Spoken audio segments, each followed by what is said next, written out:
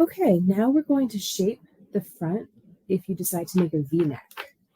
And I've done the first side, and I just want to show you where I've decreased to make these slanted stitches on the left side of the front. And look where I made a mistake. I forgot to decrease here. So you see the just column of V's here? There should be a decrease here.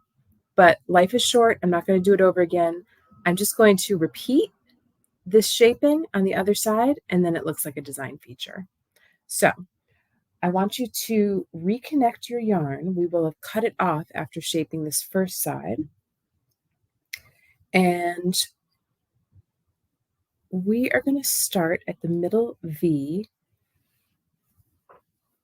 Let me get the needle here. There we go. I'll move the yarn over here.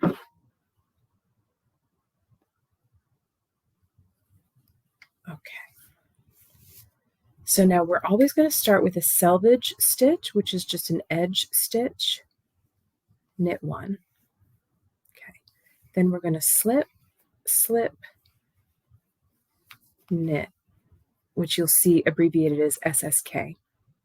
That is our decrease, and that's going to make the stitches slant that way, going up the right side of the V-neck.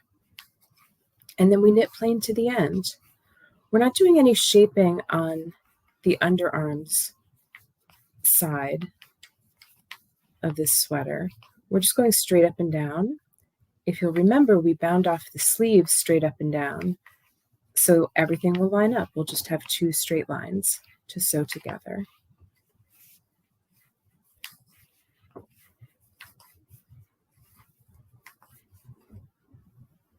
Okay, and now you just purl plain. I will say, though, that I like to slip one at the start of each purl row. So we're just going to slip one stitch to the other needle and then purl to the end. Why do I do that? Well, that gives us a nice slip stitch edge when we're connecting our underarms, we're connecting our sleeves, and everything can line up very nicely. And you'll see that in the video when we put everything together. Okay, now when you get to the front, or when you get to the beginning of the next row, this yarn is going to be a little loose because we just attached it without really tacking it down. So I like to just tie a loose knot right there before we tuck in the ends later at the end. Okay, now we're at the front again, and let me show you one more decrease. So knit one, slip, slip, knit them together, and then knit to the end of the row.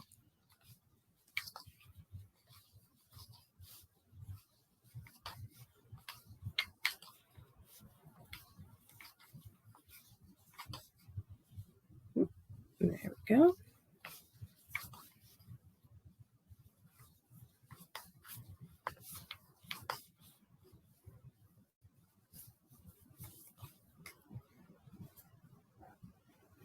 All right, let me show you how it's shaping up here. Okay, so we have this nice V,